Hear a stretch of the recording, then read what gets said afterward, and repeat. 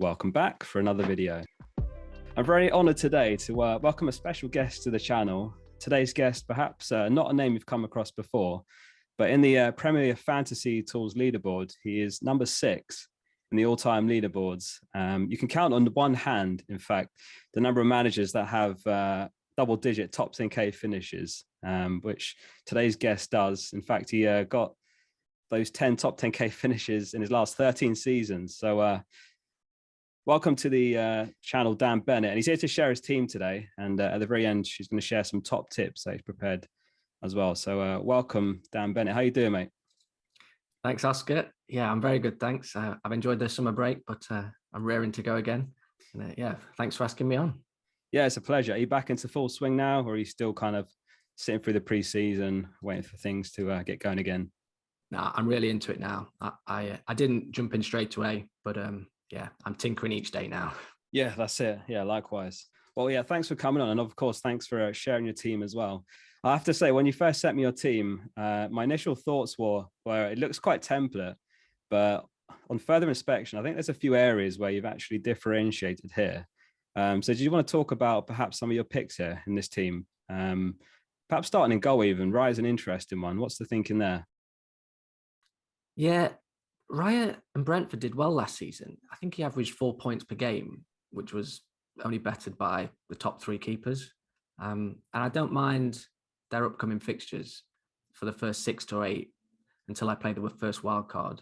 I think they've got a chance to keep quite a few clean sheets. I know Brentford signed a new keeper, but I still think it's Raya's place to lose. And right, I was going to ask you about it. I think it was Strakosha they signed. Okay. I've been doing a few videos on the pre-season games. I don't think he's played a pre-season game yet. So yeah, you might be right there. I think a few people are worried about whether he's going to come in as first choice keeper or not. But yeah, right. I think he's an interesting one, flying under the radar. I know a lot of people are finding the extra 0.5 for Mendy in goal. But what you've done in defence, you've kind of covered the 3 big premiums, Trent, Cancelo and James. You weren't tempted to double up on any of those? My first draft had double Chelsea, so James and Chilwell. I'm sure they'll both do great. They're probably slightly undervalued, as a lot of the premium defenders are, I think. But yeah, Chelsea's fixtures on closer inspection, I don't think they're as good as they could be. Of course, they've got a bit of instability since losing Rudiger, etc. So yeah, happy to just go with one for now. And Trent and Cancelo are locked. They both scored 200 plus points last season, so I think they'll do the same again this season. Yeah, it's interesting you say that about the Chelsea defence and the fixtures. Obviously, they have Everton away, which, to be fair, I think last season Everton beat them, or it might have been a 1-1 draw. But yeah, Spurs game week 2. Yeah, I think you're quite right on closer inspection. Not as easy as it looks on a first glance, but Dalot's a very interesting pick. I know you're a Man United fan, so we'll talk about the Man United assets a bit more later. But what was the thinking with the Dalot pick? So I originally had Tomiyasu. I think he'll do well when he's when Arsenal, because Arsenal have got some nice fixtures to start with, but I don't think Tomiyasu started a pre-season game. You might be able to correct me, but so I switched to Dalot, just because, yeah, I just want a piece of Man United action. I think I'm quite excited under Ten Hag, but as you say, we'll get onto those in a bit. But at 4.5, I think he's a good starter. Yeah, agreed. A couple of other noteworthy things that leapt out to me. You've got 2 8 mil mids. Most people have got one, just as a way to cover that price point. And obviously there is some good value there. But you've done well to actually fit 2 in. And I think partly it's having Dalot in defence, but you've also gone for Bailey over Neto, who's kind of the template midfielder, especially in that price bracket. So you think Mahrez could be a good pick then? I hope so. I've been burnt a lot by him in the past, but hopefully this is his season with Jesus moving to Arsenal. Yeah, I originally had Neto, but the main reason moving Bailey was that 0.5. But I was glad to see Gerrard singing Bailey's praises the other night after he came off the bench and scored a goal. So hopefully he could do okay. But yeah, Mahrez, I just when he plays, he scores points. So hopefully, at least the first 4 or 5 game weeks, hopefully he gets lots of game time. Feels like if there's ever a time, it's got to be now, right? They've sold Jesus, they've sold Sterling. Obviously, they've signed Alvarez, who's probably competition there. But surely Mahrez starts this one right wing, right? There's no way there's no way we're at the mercy of Pep Roulette again, right? On the bench, Alvarez start. But yeah, we'll see. But the other interesting decision on the subject of Man City is you've got Kane over Haaland. And obviously this is a huge decision in terms of the premiums. What's the thinking with Kane over Haaland? So I had Haaland initially, but I have been swayed a little bit by preseason form. Kane looks on it. Kane looks sharp. I think 5 goals was it in preseason so far. And that Southampton at home fixture, I quite like that for Spurs opening day. I'll still captain Salah, but and it's not ideal to book a transfer in for game week 2. But if it looks like I've made a mistake, I don't mind doing the Kane to Haaland in game week 2. That Bournemouth at home fixture for City in game week 2 could be Haaland's home. Well, it will be Haaland's home debut. So I'm sure he'll score on his debut. It makes a lot of sense as well. I know Haaland missed Man City's first preseason game. Pep said he had some niggles, so he didn't risk him. But then he played in the second, of course, against Bayern and scored about 12 minutes in. So yeah, it's going to be one of those where, if Kane disappoints game week 1, and Haaland starts and does well, it's going to be difficult to not make that switch. Of course, with Spurs playing Chelsea game week 2. One thing I noticed as well, you've got a very, very light bench. Is that at all a concern, or are you happy with the bench you've got? Nico Williams, Pereira and Greenwood. It does look light, doesn't it? But I think Williams and Pereira in particular, it looks like they're going to play, hopefully. And yeah, playing options, I don't mind. I think we'll see less rotation in the first few game weeks without European matches. So I don't mind having a weak bench to start the season. Yeah, I mean, it's clear as well. You've kind of thought about the rotation as well, because if you look at your starting 11, assuming Bailey continues to get minutes, then Dalla is really the only one that you look at who'd potentially want to bench in the opening 4 or so game weeks. And yeah, you're quite right. Actually, Williams could sub in there game week 3. As could Pereira, to be fair. He's got a couple of assists in pre-season, so he's been doing well. Interesting choices. I'll admit, I'm currently on Kane over Haaland as well. I had Haaland in all my drafts up until yesterday, and I'm currently on Kane too. But that could change again before we get to game week 1. One thing I did what happens in the Community Shield. Yeah, well, that's a good point. Yeah, we'll have to see how they line up and how he does and so on. One thing I did want to talk to you about, obviously you've got a record which, like I said earlier, only a few managers can even boast. You've got double-digit top 10K finishes, Dan, which is just ridiculous, really. It's like I say, I think there's only about 5 or 6 managers that have even done that before. And when we look at the FPL and kind of how it's grown over the years, I've dug up the data as far back as the 06-07 season. And back then it was 1.3 million managers. If you go back 10 years to 12-13, it was about 2.6 million managers. This season, we could see the first ever season with over 10 million managers. So the game's obviously getting harder and harder, more players, more content. Does that affect your season targets, or is it always the top 10K, that badge of honor? Yeah, it has been historically, hasn't it? And it still is for me. There's a couple of seasons I've finished outside it and I've been disappointed. But yeah, if managers finish top 100K, still a great achievement. But yeah, there's so many engaged managers and there's so many knowledgeable managers, and there's so much good content out there, as you say. It is definitely harder and harder. I think last season the template had a good start, so a lot of us had a good start. But even if we don't, we can top 10K is still achievable with chips in the second half of the season, for example. Yeah, I don't disagree with that. On the subject of content, then, I'm curious, how much content do you consume, say, every game week? Do you tune into videos or podcasts or a bit of everything? Yeah, a bit of everything. I consume a lot. I work from home and I'll always have it on in the background, some podcasts, obviously your YouTube channel, obviously. And yeah, I don't watch a lot of football myself. So I get a lot, like for my eye test, I have to get it secondhand via content. So other people I trust sort of like, or listen to the FPL Wire podcast and get their take on the matches because I know they've probably watched the important games. So yeah, content's key for me in that way. Yeah, I appreciate that. Yeah, I didn't ask Dan to say he watches my stuff, by the way, but I'm honored you do, Dan. So I appreciate that as well. One thing I wanted to talk to you about, obviously you're a Man United fan, and it's an interesting season, this one, in that obviously Man United heavily underperformed last season under Solskjaer and then Rangnick.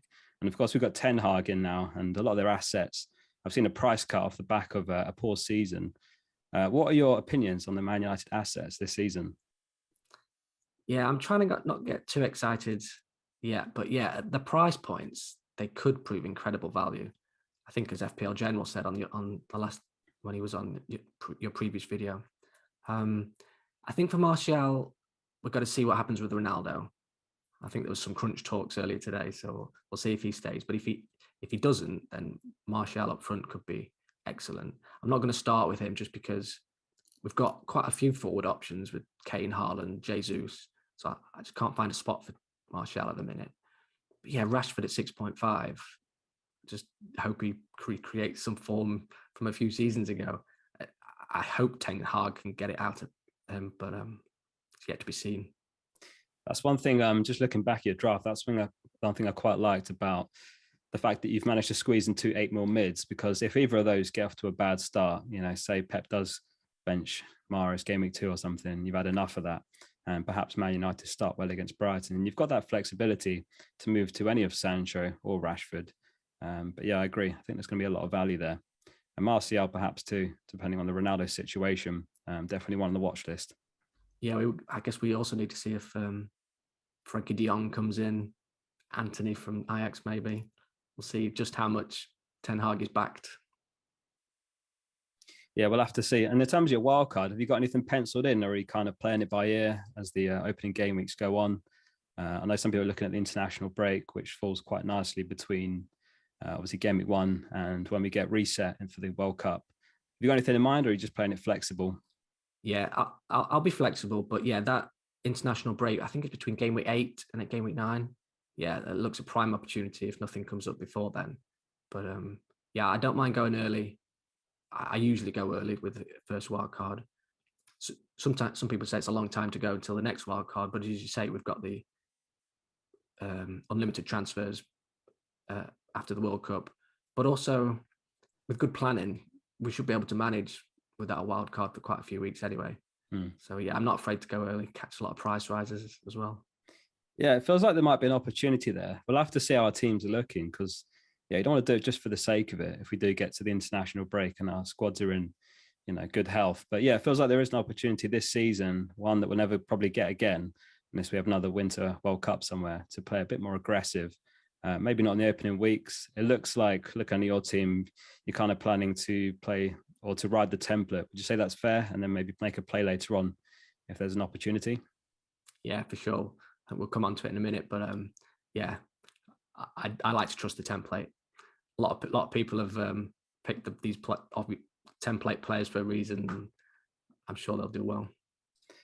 Yeah, we'll take that opportunity then. So one thing I thought I'd do, because it's very rare to get to chat to a manager with a record like yours, I asked Dan if he could share 5 top tips, kind of the secrets behind his success. So I'll hand over to you, Dan. I'm interested to hear what tips you've got to share behind your success. Go for it, mate. Okay, cheers. Yeah, so as I alluded to, planning, I just love planning. Planning is key. I think it's the main advantage that us engaged managers have got over the average player. So I personally favour fixtures over form. So I'm always looking at the fixture difficulty rating, identifying the teams to target. Also like to use like a transfer planner spreadsheet or the old pen and paper to plan my next transfers and captains. I guess the only caveat there is to not blindly follow your plans, your transfer planner. Be flexible if an opportunity arises. And then next I've got be patient. I'm generally a patient person. So, but yeah, I like to if we've put a lot of thought and planning into bringing a player in, I like to give them a few weeks to, trust my reasoning and be patient. I don't take many hits. Probably take 4 or 5 on average for a normal season. Obviously, the last couple of seasons haven't been normal. So if I saw an article today on Twitter from 11FI about the best time to take hits. So I don't take many, but I will take them around blank and double game weeks to target the best captain, or especially early in the season to build team value. I think General mentioned that as well. And I got manage your risk. So I'm risk averse. I don't mind trusting the template. All these managers have put hours and hours into picking these players, and if a player's 60% owned, it's because they're probably the best pick. And if you don't go with them and they bang, you're going to suffer. You're going to fall down the ranks. So especially early in the season, I don't mind going for the most obvious players. I know effective ownership is a big talking point in the community, but I don't mind using it. If it's a 50-50 call and one player's got the highest EO, I don't mind going for that highest EO player. Of course, if you're a riskier manager, go for it. Go for the risks. Just be prepared for the downside. And then I've got to consume a lot of FPL content, as I mentioned. I love consuming FPL content. I think try different media, see which one you prefer. Key is I find it entertaining. I love listening to managers talk about football, talk about FPL. So yeah, use it. There's so much good content out there. It's good stats as well. If you want to do your own research, go onto the various, the big websites. They've all got the stats sandbox, and yeah, have a play around. And then lastly, I've got to look after your mental health. It's probably the most important tip. It is a game, but it's our key passion for most managers. And if it doesn't go well, it's disappointing. It can get you down. It's affected me a lot in the past. I can be in a good mood 1 second and terrible mood the set that, when your player gets sent off or whatever. So yeah, speak to the community if you're feeling down. At a weekend, once the deadline's passed, I like to turn off, just spend some time with family and friends. It's obviously really easy these days to track your live rank but there's so many ups and downs. You go up and down every goal, every yellow card. So try and avoid it if you can. If it is getting you down, obviously it's fun to do if it's not getting you down. But yeah, hope that was all right. Brilliant tips. I'm gonna, as soon as we finish this call, I'm gonna watch this back, grab a pen and paper, and take some notes. Yeah, excellent. I totally agree on everything you said there. And yeah, one thing that stood out to me was the mental health side of it as well. There's been a lot of times where you'll have a great weekend, and then perhaps something goes horribly wrong in FPL, and it can ruin your whole weekend. Yeah. I remember the first ever FPL meetup I went to. It was the double Gameweek last season. And I was really looking forward to, met up with everyone. And Dennis capped him, and Dennis got red carded in that first game of the double game week. That sort of thing, it can ruin a weekend, which is crazy, right? Because it's just a game. But you're dead right. Yeah, I guess it's a good point there. You're obviously there sharing it with other like-minded individuals. We can do that on Twitter as well, sharing the pain together. Do you know what I mean? It certainly helps when you're with other like-minded managers as well who are sharing the pain. But yeah, if you're at home just watching on TV on your own, and something happens, like a play goes off in the 59th minute, or whatever, a red card, yeah, it can make or break a weekend, which is ridiculous for just a game. But that's the game we adore, for better or worse. Dan, it's been so good chatting to you. Thank you so much for all the tips and for sharing your team. If anyone would like to follow Dan, his Twitter's in the description as well, so go give him a follow. Pleasure to have you, Dan. Thank you so much for your time. Thanks, Oscar. Appreciate that. Cheers, mate.